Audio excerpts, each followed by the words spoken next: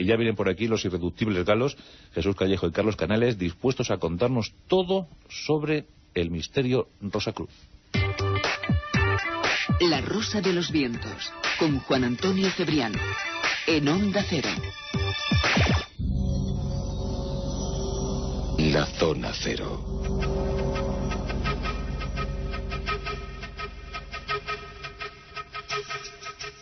Pues os pido especial atención para el monográfico Zona Cero de esta noche. Con nuestros queridos Jesús Callejo y Carlos Canales vamos a abordar un tema muy controvertido, muy debatido, y además incluso ya la gente comenta sobre si la existencia de los Rosacruces es lógica en este siglo XXI. Pero bueno, yo creo que el asunto Rosacruz va a llamar mucho vuestra atención. Todos piensan que son los auténticos herederos de aquellos templarios y que de alguna manera están hermanados con los masones. De hecho, bueno, es la fraternidad. Carlos Canales, ¿qué tal? Buenas noches. Hola, buenas noches. ¿Cómo te encuentras? Pues muy bien, al lado del monstruo vendedor de libros.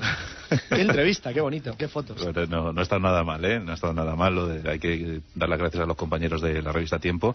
Además, en un día difícil para ellos por la pérdida de Antonio Asensio.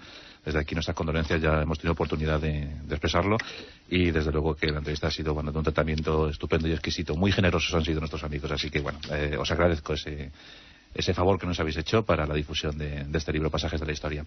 Bueno, pues algún día tenemos que hacer un pasaje de la historia sobre los Rosacruces, ¿verdad? Vamos a empezar a esbozar algo. Es curioso, se podía hacer, es verdad, ¿eh? Lo podías haber metido en cualquiera de los dos lugares. ¿Tú que quisiste ser Rosacruz de pequeño, Jesús? Buenas noches. Hola, ¿qué tal? Buenas noches. Y no me dejaron. ¿No te dejaron? Pero bueno, dicen, son los herederos de los templarios, son los hermanos de los masones, son esotéricos, son satánicos, lo único que quieren, lo único que pretenden, por lo menos en sus albores, en el siglo XVII, era entroncar las esencias de la religión. Bueno, caramba, Rosacruces siguen siendo el auténtico misterio, ¿no? Es que ahí está. Se ha dicho tantas cosas cuando se aborda un tema como los Rosacruces. Es igual que cuando abordas el tema de los masones, sí, o de cualquier otra sociedad secreta, ¿sabes? Que se ha debatido, se ha estudiado, se ha polemizado desde todos los puntos de vista. Entonces están... Pues fíjate que incluso lo básico, los que están a favor o en contra de que alguna vez existió una fundación de la Rosacruz, hasta los que piensan que nunca existió como tal la Rosacruz, y bueno, lo que hay son sucedáneos. Otros que sí, que admiten que existió la Rosacruz, pero que hay tantas vertientes y tantos fundadores y tantos orígenes que al final se convierten en un galimatías. Es decir, son temas que lo enfoques por donde lo enfoques, y desde luego lo vamos a hacer desde un enfoque histórico, porque no podemos abordarlo, entiendo yo, de otra manera. Enfoques por donde lo enfoques, siempre te va a quedar cojeando. ¿Por qué? Porque son tantas las interpretaciones, son tantos los libros que se han escrito alrededor de los Rosacruces, son tantos los orígenes de los que se hablan, que en el momento que quedes descolgado uno de ellos, siempre va a adolecer cualquier monográfico, sí, pues de falta de información. Y no es que sea falta de información, sencillamente es que hay que limitarnos pues unos aspectos básicos que son los orígenes, que ahora hablaremos de los orígenes reales y de los orígenes místicos y míticos, y después, bueno, pues de las consecuencias actuales que ha tenido esta, por otra parte, fascinante organización de los Rosacruces. Así es, incluso si, claro, si dejamos de abordar cualquier aspecto, pues algún sector de los implicados dirá, oye, caramba, es que estáis tocando una cosa que no es. Por eso no, es inevitable, claro. Y de ahí que he hecho esta pequeña introducción, porque va a ser inevitable, ¿no? Pero bueno. Bueno, pues vámonos entonces, Carlos, a principios del 17, vamos con un jovenzuelo de 17 años que se le ocurre escribir una cosa llamada Bodas Químicas. Sí, efectivamente. Bueno, antes quería comentar una cosa sobre lo que ha dicho Jesús, porque es también.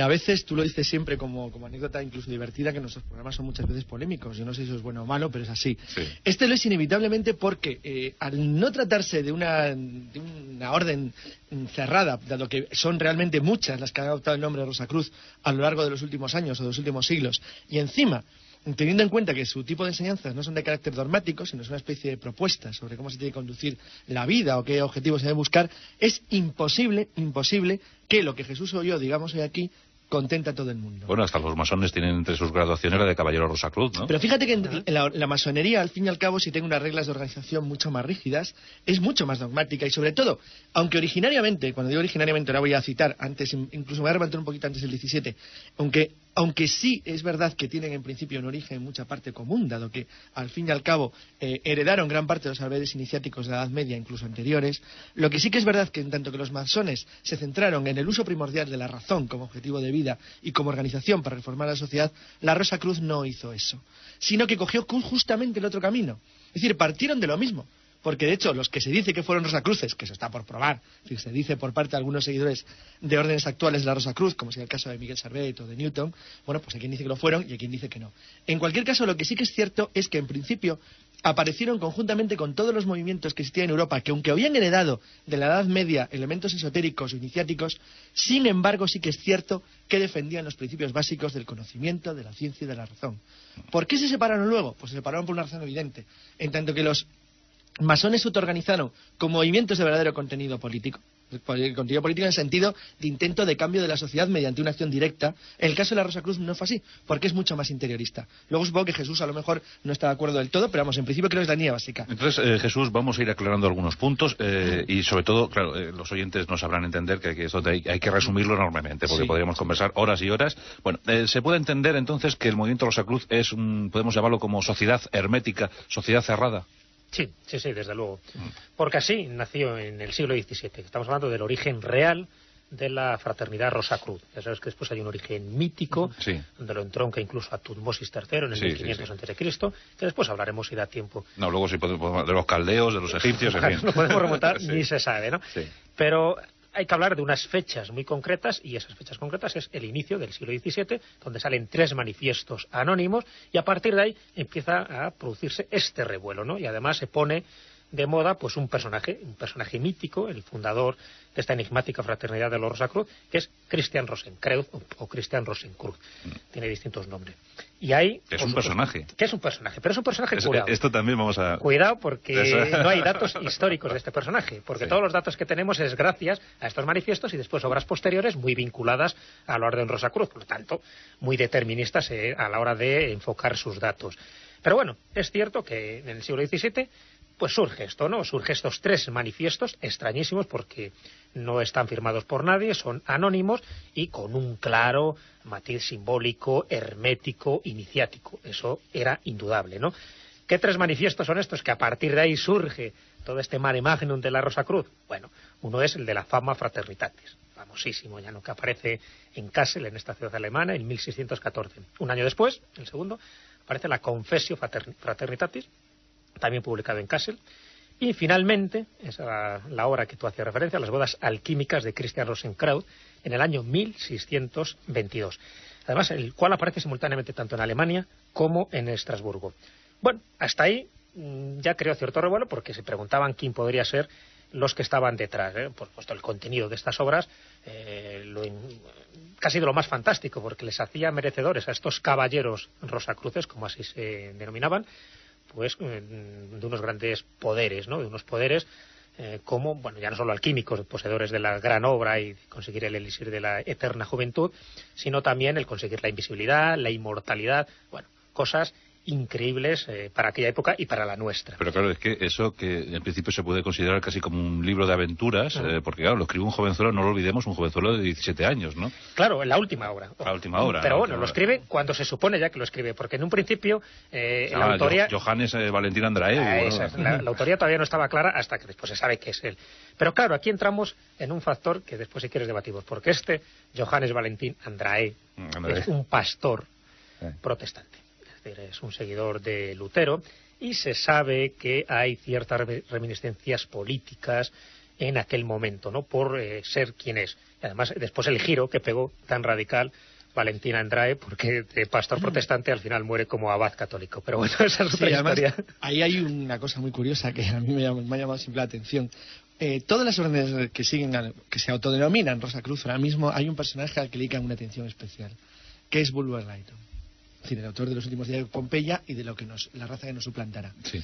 Bueno, pues es curioso porque en gran parte el mito que luego surge, bueno, sería muy largo de contar porque sí que haremos un monográfico sobre eso, del bril, de la fuerza que puedes adquirir en determinados lugares esotéricos, más allá de lo que es el conocimiento humano, Agartha, Zambara, etcétera. Ya hablamos de eso en el monográfico dedicado al esoterismo nazi, ¿no, Carlos? Sí, pero que digo que aparece, bueno, pero esto es otra historia, es otra manera. Aparece de una manera muy velada y muy oscura en la obra, en la Confessio Rosacrucis de Christian Rosenkreuz. Y es que cuando él dice que va a la simbólica ciudad de Damkar, fijaros, en esa ciudad simbólica de Damkar él tiene acceso a que los sabios de la misma, que son los sabios guardianes del conocimiento del mundo, le ofrezcan a él lo que él denominó el Liber Mundi. Es una especie de archivo acásico que le permitía desentrañar todos los misterios de la naturaleza.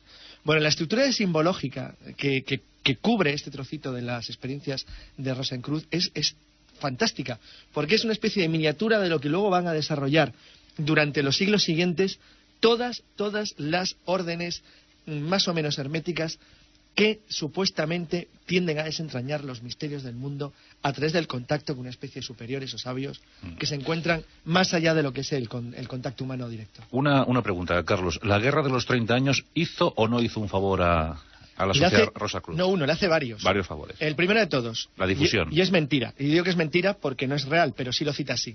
Christian Rosencruz dice que él, recuerda lo que ha hecho Jesús, era un pastor protestante, cuando vuelve de Damcar, a través de un extraño periplo de Oriente, pasa primero por España, donde casualmente sus ideas no son acogidas. No olvidemos... Andrade te refieres, ¿no? De Christian. Estás hablando de Christian Rosencruz, sí. de Valentín Andrade. Sí, Valentín Andrade, perdón. Pasa por España donde sus ideas no son acogidas. Claro, porras. Como que no es científico como lo que era. Si no iba a saber cómo iban a ser acogidas. Iba directamente a la hoguera. Pero es que además de eso, es una manera de justificar como otra cualquiera que solamente Germania, para él la tierra de la hermandad, de la luz, es la única que va a poder reconocer su legado. La Alemania y la España de entonces hay que verlas como eran entonces vistas, no como las vemos ahora.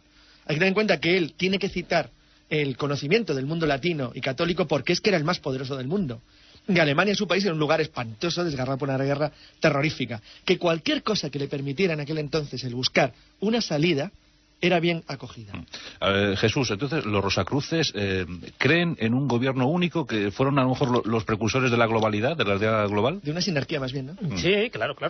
Ese es uno de los fundamentos básicos del esoterismo Rosacruz, ¿no? En general. Porque después ha derivado en otros matices, si quieres, como más espectaculares. Estos que decíamos de que habían conseguido la piedra filosofal, de que habían conseguido, pues podían conseguir la inmortalidad, la invisibilidad, la escritura primigenia de Adán. Se dijo muchísimas cosas a raíz de estos. Adán fue el primer Rosacruz, ¿no? Claro, desde ese punto de vista, sí. Es que estos manifiestos no se cortaban un pelo. Pero también Moisés. Moisés, claro. Bueno, por supuesto, si Adán ya era casi el ser fundador, ¿no? Mítico de esta sociedad, todos los demás que habían tenido una importancia relevante en la historia de la humanidad, como no, eran rosacruces, ¿no? Igual que Jesucristo, el Señor Jesús, el Hijo de Dios, ¿no? Bueno, y Akenatón, ya que se hace remontar, sobre todo por la sociedad Rosacruz Amorc, pues remontan sus orígenes a Tutmosis III, pero que dice que realmente el que lo organizó fue Amenofis IV, en Akenatón, que es el que ya creó todo un corpus hermético, gracias pues a convertirse, bueno, pues al monoteísmo, ¿no? Que es el gran logro, y casi, bueno, lo que le costó la vida pues a Akenatón. Caramba, ¿cuántos socios, no? ¿Cuántos socios? Pero bueno, por eso te digo que es que si nos remontamos ahí nos perderíamos en una maraña laberíntica de nombres, de fechas, de orígenes, que yo pienso que no viene al caso, sencillamente porque después cada cual, y me parece lícito, ¿no?, intenta buscar sus genealogías y sus linajes pues en los aspectos más más ambiguos, si quieres, por eso, porque no se pueden demostrar. Pero eso ha pasado con casi todas las casas nobles de Europa, ¿no?, cuando intentaba remontar sus genealogías, incluso a personajes fantásticos y sobrenaturales. Yo te digo que, bueno, que es una especie de artimaña lícita, lo cual no quiere decir que tenga su lógica ni por tanto que tenga su apoyo histórico. Pero hablabas de eso, ¿no?, de que realmente lo que se pretendía era crear una especie de orden internacional. Y esto es así, eso no lo podemos olvidar, ¿no? ¿Cuándo nace? ¿En qué momento surge? Los conflictos políticos y religiosos que había en ese momento.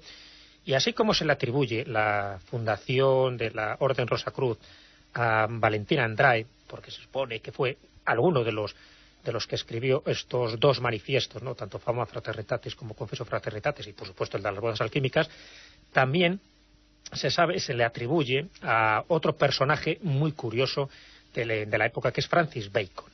Francis Bacon, que era un político y filósofo muy conocido, autor de La Nueva Atlántida, es decir, un libro de utopía, pero donde se precognizaba era eso, era un nuevo orden mundial, ¿no? Bueno, pues se supone que fue fundada en el siglo XVII por Francis Bacon, es otra de las ramas, ¿no?, de otra de las teorías, como instrumento de su plan de reforma de Europa, porque se sabía que es lo que pretendía, y con sus obras es lo que intentaba hacer. Después, bueno, prosperó más, que fue Valentín Andrade, por otras cuestiones políticas. Entonces, en el interior, un poco en lo que es el sustrato de la Orden Rosacruz, en sus orígenes, lo que se pretende es eso, es reformar lo que estaba establecido, el orden establecido, crear una casta de seres elegidos, de seres, pues muy bien seleccionados, para que fueran transmisores de esta enseñanza secreta. porque aquellos que fueran los transmisores tenían unos poderes por encima de la media, y esos eran los que se tendrían que encargar, con el paso de las generaciones, y además con una serie de ciclos, son los ciclos de 108 años o de 120 años, porque son dos ciclos que después se barajaron, son los que tienen que transformar el nuevo orden, es decir, crear la sociedad utópica que ellos preconizan y que, por supuesto, está basada en los pilares herméticos. Un asunto que podemos dejar claro, aunque como siempre estamos diciendo a lo largo de este monográfico, siempre obligado por el resumen. Pero, Carlos, entonces, se puede considerar que los Rosacruces son herederos del esoterismo templario, ¿no? Son uno más de los herederos del esoterismo templario, es una de las cosas más que ellos atribuyen. Sí que es cierto que en parte de la ética, de la estética, incluso de la forma de pronunciarse de los Rosacruces, sí hay algo de la simbología medieval y de probablemente... Sí es posible que eran dos templarios, no exclusivamente. Los Rosacruces, básicamente, digan lo que digan, es una construcción renacentista, son siglo XVI y XVII, por la forma de lo que hacen, por los principios que buscan y sobre todo por la forma en la que se autoorganizan. Es curioso porque, aunque ellos están obsesionados, todas las variantes, intentar demostrar que no son una religión, y es verdad, no lo son, dado que obvian las cuestiones esenciales de la religión, como sería la salvación, la vida eterna, el alma o el más allá. Sí que es verdad que tienen algunas cosas que sí les asemejan mucho a ciertos grupos religiosos, como la obsesión por la reforma universal, que es de hecho el principio básico y que fundamenta toda su exploración hacia el futuro. A diferencia de los masones, como digo otra vez, parten de lo mismo en parte, pero se separan de una manera radical. Los Rosacruces son básicamente agnósticos, es decir, les es indiferente la creencia religiosa o no. Los masones son fundamentalmente ateos, es decir, por lo menos lo eran en esencia y en principio. Y además hay una contradicción tremenda en el pensamiento Rosacruz, que es lo que ha hecho que lo que buscaban finalmente, que era una sinarquía, Jesús lo ha explicado claramente, es decir, era un gobierno futuro mundial por parte de los mejores seleccionados a lo largo de una selección de siglos, que es un objeto que para una orden hermética es muy bonito. Es que además, en la novela de Humberto Eco, El péndulo de Foucault, uno de los muchos argumentos que se tratan es precisamente esta sociedad secreta rosacruciana que se va transmitiendo de generación en generación, pues en lo mismo que también se decía de los templarios, porque para llegar hasta el momento es la actual. Conspiración de las conspiraciones, es decir, es el objetivo final de gobernar el mundo. En algún texto decía que acompañaban a Carlomagno. Sí, pero fíjate qué bonito, y se buscan cada vez más personajes más alejados, porque lo que está claro es que así como los masones no se implantan del todo mal pese a las persecuciones en los siglos XVIII y XIX, los Rosacruz no. No, porque precisamente olvidaron, dado que buscaban la sinarquía, el vincularse a lo que iba a ser, por ejemplo, algo tan tonto como la Revolución Industrial. Sí. Se quedaron al margen. Se quedaron al margen de verdad. Entonces ahora han quedado más o menos como una especie de grupos más o menos pintorescos, más o menos grandes, más o menos organizados, pero perdieron algo esencial, y es que al ellos mismos anular su voluntad política, se consideran permanentemente apolíticos, han roto su objetivo principal. Y es que la reforma universal, ¿cómo la vas a conseguir si no es por algo que sea de una manera u otra política? Bueno, ahora podemos decir, si hablamos de la actualidad, que el movimiento, o la sociedad, la fraternidad Rosacruz, se encuentra muy bien aposentada en Estados Unidos, en California, por ejemplo. En todos mis anglosajones. Una de ellas, cuidado. Bueno, una de ellas. En la Florida hay otro grupo, ¿no? En el Reino Unido. Sí, pero que no hay en Estados Unidos donde se funda una región cada día. Es que es otra cosa. Es decir, claro, están muy implantados en todo el mundo. Ahora, todos presumen de tener al conde de Saint Germain en sus filas. Sí, todos presumen además de ser los mayoritarios y de ser los auténticamente importantes y los verdaderos herederos. Es decir, es el mismo problema que en cierto modo ha ocurrido con los neotemplarios y con todos estos grupos. Es decir, que todos atribuyen ser los verdaderos, pero ¿quién demuestra quién es el verdadero y quién es el falso? Jesús, sí que es cierto que el siglo XIX no jugó a favor de los Rosacruces, ¿no? Porque se convirtió en una auténtica parafernalia. Visionarios, excéntricos, gente de todas las raleas, de todas las condiciones, se apuntaron a esto de ser Rosacruz casi como una moda snob, ¿no? Claro, pero yo creo salieron muy mal parados del siglo XIX. Salieron mal parados ellos y casi todos. Ten en cuenta que ya venían muy tocados del siglo XVIII, ¿no? Del siglo de la razón, donde se puso en solfa casi todo este tipo de doctrinas esotéricas, estaban mal vistas, se fundaron muchísimas y algunas pues pervivieron hasta el siglo XIX y otras en el siglo XIX se fueron creando. Pero no había una buena fama en general alrededor de todas estas organizaciones, pues sencillamente porque se les habían descubierto a muchos de ellos, no digo de los Rosacruces, pero a muchos de ellos se les habían pillado pues en renuncios, ¿no?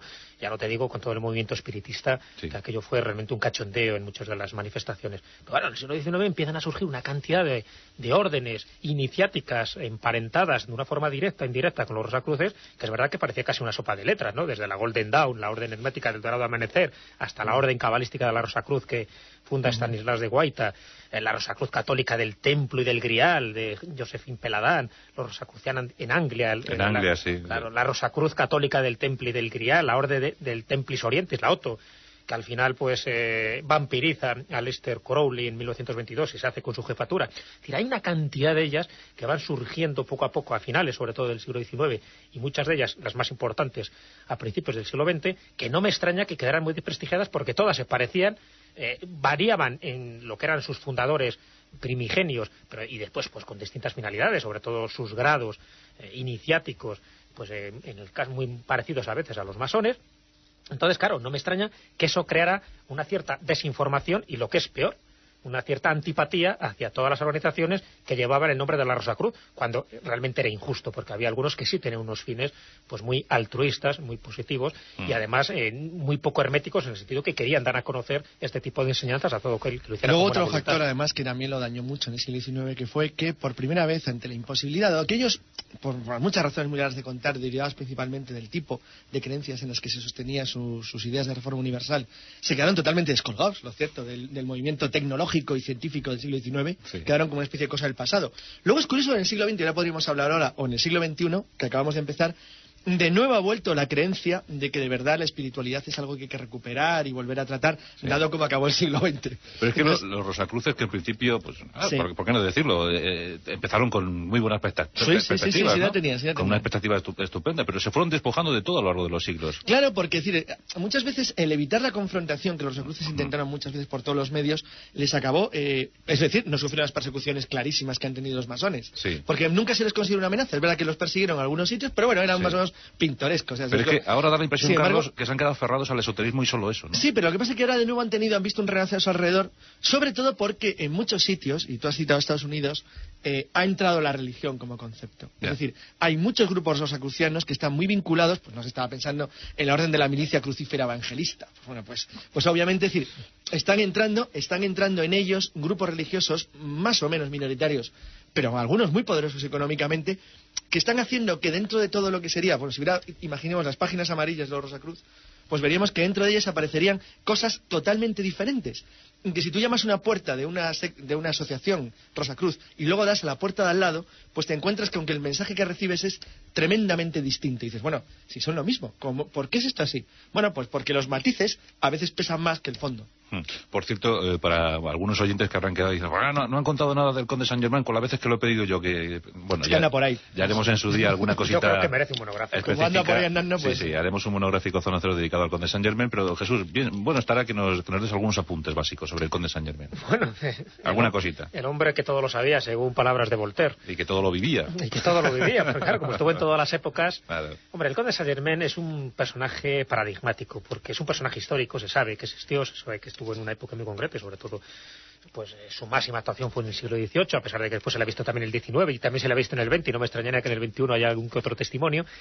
Y son de esos personajes que con el mismo nombre, casi diría mejor, es uno de esos nombres que con distintos personajes se ha ido transmitiendo a lo largo de la historia. Pero lo que es el personaje histórico como tal, el Conde Saint-Germain, es un personaje fascinante, porque sabe que estuvo metido en todos los tinglaos, tanto políticos como esotéricos, tenía una cultura renacentista, sabía prácticamente de todo, él lo atribuía pues a la gran longevidad, ¿no?, que tenía, pero seguirle la pista es muy interesante, porque hay un momento en que se sabe que muere oficialmente, y sin embargo otros personajes se arrogan esa titularidad de ser también ellos el Conde de Saint-Germain, cual nos da pie a pensar dos cosas. Una, la más fantástica y la más increíble, es que el Conde de Saint-Germain no llegara a morir y que fuera inmortal, o sencillamente que sus discípulos, una especie como esos piratas que iban adoptando el mismo nombre a pesar de que muriera. Asumía la personalidad. Claro, ¿no? Asumía esa personalidad. Por eso digo que es tan fascinante, y sobre todo ver la influencia política que tuvo en algunas cortes europeas, sobre todo en la corte de Rusia. Es decir, ver un poco esa influencia, ese tratamiento hermético que daba a todos sus asuntos, y ver, por supuesto, cómo a la chita callando, es decir, lo que es un personaje realmente con poder en la sombra, iba influyendo poco a poco en los problemas de Estado. Entonces, por eso digo que merece realmente un monográfico. Sí, lo decimos porque ahora cualquier sociedad Rosacruz pues enseguida lanza en su marketing como diciendo que nosotros tenemos al Conde de Saint-Germain apuntados a nuestro movimiento. Ya no tanto al Conde de Cagar, Cagliostro, ¿sabes? José Bálsamo, que al final quedó bastante desacreditado, pero también en algún momento le tenían como uno de sus miembros, pero al final se dieron cuenta de que era un libertino, que sí, sabía mucho de esoterismo, pero que hacía un uso como bastante egocéntrico. Auténtico conspirador, viene a España a conspirar y en realidad lo que hacía era acostarse con la mujer de un marqués. Uno para otro. A ver, Carlos, ¿cómo será el futuro para los Rosacruces? Hombre, dado como crecen, aparentemente bueno. Es decir, cada vez hay más órdenes Rosacruz por ahí sueltas, lo cual parece que en número de personas... Pero realmente se apuntan porque creen finalmente... Si queréis que os diga mi opinión de una manera brutal y radical, pues se están convirtiendo en lo que son, en algo pintoresco, más o menos o sea, que dentro de poco saldrán con la capita por la calle. No, están vinculados dentro de los movimientos de la nueva era, que van mezclados, ellos no lo consideran así, pero en el fondo es lo que son. Es decir, cuando tú dices que alguien está buscando el cambio del mundo mediante el logro de la mayor espiritualidad, ¿a qué te suena? Es decir, van por ahí y al mismo tiempo dicen que no son una religión. Bueno, pues es lo que están haciendo, es decir, es lo que se están convirtiendo y es lo que son. Es decir, están absolutamente alejados de los elementos que yo creo que están configurando el mundo futuro. Es decir, la ciencia avanzada, la tecnología puntera, es decir, no están ahí. No están en otro sitio. ¿Y en España están? Pero además es que tampoco están dentro de los movimientos que, aunque no estén fijando el mundo futuro, lo podrían fijar si el viento les es favorable. Sí. Estoy hablando claramente de movimientos políticos, grupos socioeconómicos, grupos de poder. Tampoco están ahí. Vamos, como que los masones no se llevan con ellos. No es que no se lleven, es decir, es que los objetivos son tan claramente, aparentemente humanistas, bonitos, maravillosos, preciosos y florales, que están en otra parte, es decir, se han quedado en otro sitio. Es decir, están dentro de eso, pues aunque eso, ya digo que ellos nunca lo reconocerían, pero están muy, muy, muy cerca de los grupos de la nueva era, y los grupos espiritualistas, y los grupos, en cierto modo, hasta gallanos. Porque cuando ellos niegan el ser una religión, lo que están haciendo es básicamente una pronunciación de movimiento Gaia de una manera descarada. Es decir, aquí lo que hay que hacer para la reforma es que la filosofía de la vida enseña la fusión de los principios espirituales cósmicos que capacitan a la persona para comprender el propósito de la creación. Ya. Estoy leyendo literalmente, de una orden Rosacruz. Que hable la tierra. Y poder sentir así la presencia permanente del Creador de todas las cosas, el supremo arquitecto del universo, el Dios nuestro de... Bueno, no es una religión, pero ¿usted qué está diciendo? Sí. Esto es una clara religión. Es decir, ¿qué quiere decir con eso? ¿Que es que aceptas a cualquier otra religión? Pues muy bonito. Es un movimiento maravilloso, ecuménico y de la nueva era, pero que es eso lo que son, no son otra cosa. ¿Qué lenguaje utilizan? ¿No? El arquitecto universal. Claro, en el momento que tú estás utilizando pues eufemismos para llamar a lo que todo el mundo llama a Dios y punto, dices, pues bueno, pues no estás diciendo nada nuevo, simplemente el arquitecto universal es Dios. Pero por eso te digo que es un disfraz, pero en el fondo es... lenguaje masón, ¿no? Bueno. Sí, cuando te hablan, mira, fíjate, estaba pensando, ¿qué se puede aprender en la Rosacruz? Por poner un ejemplo de una de las órdenes de Rosacruz. Sí. Alquimia mental, las leyes del karma, principios de curación metafísica, cómo concentrar y utilizar la energía interior, proyección de la conciencia, principios espirituales elevados, los maestros cósmicos, los archivos acásicos, el retorno al reino perdido. Es decir, es nueva era pura y absoluta. Sí, ¿estás de acuerdo, Jesús? No, totalmente. Además, dentro de la nueva era, sabes que también es todo un movimiento amplísimo, heterogéneo y, bueno, bastante complicadillo de desentrañar quién es quién en la nueva era. Pero qué duda cabe, los nuevos grupos Rosacruces, los que perviven, porque hay muchos que han desaparecido a lo largo del siglo XIX y del siglo XX, los que perviven forman parte de esa nueva era. ¿Por qué? Porque es una nueva espiritualidad la que están marcando. Y no solo en todo el mundo, ¿no? En España hay cantidad de organizaciones que se vinculan de una forma directa con los Rosacruces. Las dos más conocidas, ¿no? Sería el Lectorius Rosacrucianum y esta que hemos comentado antes, Amor, la orden antigua y mística orden de Rosacruz. Bueno, pues esas son las dos más importantes en España. Amor, que está muy implantada en Latinoamérica. Son las que más miembros tienen, ¿no? Lo que no quiere decir que sean las más importantes. ¿Sabemos el número de miembros? No lo sé. No lo sé porque... Tampoco lo difunden. Efectivamente. hay mucha polémica alrededor de eso, ¿no? Sí. Pero si miras sus objetivos, ves que forma parte de esa nueva espiritualidad, de esa nueva era, ¿no? Ya digo que ahora mismo decir nueva era, pienso que no es nada positivo, porque precisamente hay muchísima gente que la ha enfangado. Se ha contaminado todo. A unos extremos, para mí, bastante penosos, ¿no? Porque hay muchísimas cosas buenas. Entonces, hay cosas interesantes, ¿no? Dentro de lo que es la nueva línea de los Rosacruces, que en el fondo se mantiene, ¿no? Un poco pues, con los principios básicos de ese siglo XVII, que es el que la ven hacer. Y una de las cosas que siguen preconizando es ese contacto con los superiores desconocidos. Eso es lo que hizo Max Heindel, ¿no? Cuando funda su asociación rosacruciana en 1909 en Seattle, Washington. Pues un año antes dice haber tenido un encuentro con estos superiores desconocidos y a partir de ahí se mantiene, ¿no? con esa misma filosofía, que es lo mismo que han dicho otros fundadores como Spencer Lewis, cuando en San José, California, pues crea también en ese mismo año, en 1909, pues esta orden Rosacruz Amor. todos se mantienen en lo mismo. Lo que pasa es que se han tenido que hacer, vamos a hacer un poco de descafeinadas, hasta el extremo de hacerse actuales, un poco lo que decía Carlos, para que sean conocidos y para quitarles como ese halo un poco de satanismo que tenía en la antigüedad, pues dan cursos, dan conferencias, son conocidos, no existe ese esoterismo barato y críptico que lo que hacían es rechazar a muchísima gente, acercarse a su mensaje.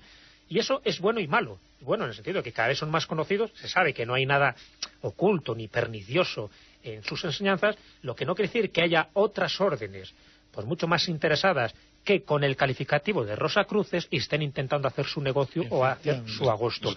Eso es lo malo de todo esto. Pero es que lo mismo les pasa a los Rosacruces que a otras sociedades. Los neotemplarios, con todas sus variantes, es clásico. Efectivamente, los neotemplarios, eso ya es... Y además, todos echan mano, para que nuestros oyentes se aclaren bien, todos echan mano del término, así que tengamos mucho cuidadito cuando leamos una cosa, alguna información que venga. Pero esto es Rosacruz. Es que fíjate que curioso, Juan Antonio. A mí lo que me gusta de los Rosacruz es que precisamente son transparentes ahora mismo. Es decir, que no tienen ningún reparo en ofrecer a quien esté interesado en sus enseñanzas, pues una forma de conocerlas. Pero claro, eso va contra la filosofía rosacruciana más íntima, porque tú no puedes crear una sinarquía, tú no puedes crear una casta de herederos supremos a través de un sistema de puertas abiertas. ¿Por qué? Por una sencilla razón. Porque los Rosacruces, ahora, los buenos, estos, son modernos, y la gente moderna no acepta algo que todo el mundo sabe lo que nos hubiera llevado. Es decir, lo que es la selección de castas elegidas para gobernar el mundo. Sí. Puede que nos vaya mal el mundo, pero imagínate cómo se vive de otra manera. Que eso suena tan ario, ¿verdad? No me gusta. No, ¿Para qué negarlo? Bueno, entonces podemos decir que es un movimiento, una secta, una asociación, una fraternidad. ¿Son peligrosos? ¿No son peligrosos? No lo son. Vamos a ver, yo, haciendo una especie de elipsis, volvemos otra vez a los orígenes al siglo XVII, y que en el fondo pues se están manteniendo un poco en esa misma línea. En el siglo XVII hemos hablado de esos 3 manifiestos, ¿no?, que es lo que da el punto de arranque a la Orden Rosacruz. Bueno, pues unos años después de que salgan estos 3 manifiestos, en 1622, aparecen unos extraños anuncios pegados en las casas y en las paredes de París, que en el fondo es una especie de fanzine, de pastiche, que resume lo que ellos querían, la incipiente sociedad Rosacruz. Bueno, pues este resumen del espíritu de esta extraña fraternidad que estaba surgiendo en aquellos momentos, decía uno de estos manuscritos o papiros o pastiches que aparecían pegados en las paredes y en las casas de París. Decía: nos, como ves ya en plan majestático, nos, diputados del Colegio Principal de la Rosacruz, estamos haciendo una estancia visible e invisible en esta ciudad, por la gracia del Altísimo, hacia el cual se vuelve el corazón de los justos, a fin de sacar a los hombres, nuestros semejantes, del error de la muerte.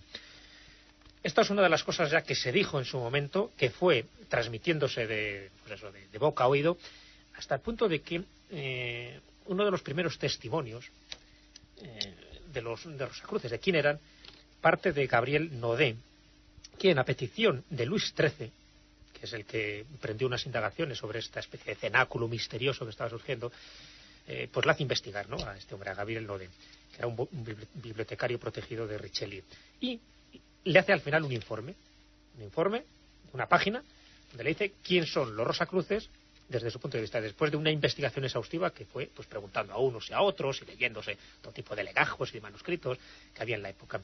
Te resumo un poquillo lo que dice eso, que es: para entonces era algo fantástico, y cómo se ha ido perdiendo todo ese aspecto fantástico, que sea lo misterioso, y ahora se ha convertido pues es una nueva organización de la nueva era. Bueno, pues según este informe de Gabriel Naudet que hace para Luis XIII, decía: los hermanos de la Rosacruz se comprometen especialmente a ejercer gratuitamente la medicina, a reunirse una vez cada año, a celebrar unas asambleas en secreto. Pretende que la doctrina de su maestro es la más sublime que imaginarse pueda, que ellos son piadosos y cabales en grado sumo, que conocen por revelación a aquellos que son dignos de estar en su compañía, que no están sujetos ni al hambre, ni a la sed, ni a las enfermedades, que mandan a los espíritus y a los demonios más poderosos, que pueden atraer a ellos, por la sola virtud de sus cantos, a las piedras preciosas, que han hallado un nuevo idioma para expresar la naturaleza de todas las cosas, que confiesa que el Papa es el anticristo, que reconocen como su jefe, como al de todos los cristianos, al emperador de los romanos, y que disponen de más oro y más plata de la que puede extraer el rey de España de sus rentas de la India, puesto que sus tesoros jamás pueden agotarse. Bueno, este es el concepto mítico y fantástico que se tenía de la Orden Rosacruz en el siglo XVII. Que es el más bonito, además, por eso que coincide con el lenguaje hermético de Wilkins, con Bacon, con todos los que luego se atribuyó existencia rosacruciana. Pues se ha perdido, y ahora mismo, pues eso, ya lo hemos dicho, como resumen final, Pues grupos de la nueva era y fraternidades. Y fraternidades, y abrazos fraternales para todos. Bueno, pues son caballeros, yo no sé si Rosacruces... sí, en el siglo XVII a lo mejor se hubiesen apuntado Jesús y Carlos. Hombre, por curiosidad. Por curiosidad, para ver si realmente se conseguía la inmortalidad. La inmortalidad. O eso del pirata Roberts. Ir a dar el nombre. Con Carlos Canales y Jesús Callejo hemos averiguado cosas sobre los Rosacruces, un monográfico muy demandado por parte de nuestra audiencia, que supongo que siempre encontrará una segunda parte. Estaba ese conde de Saint-Germain, hemos intentado averiguar si era o no era Rosacruz, por lo menos eso es lo que dicen los nuevos Rosacruces. Caramba, pues ha estado muy bien, muy entretenido nuestro monográfico Zona Cero de esta noche. Gracias, chicos, hasta el próximo viernes. Hasta el viernes. Hasta luego.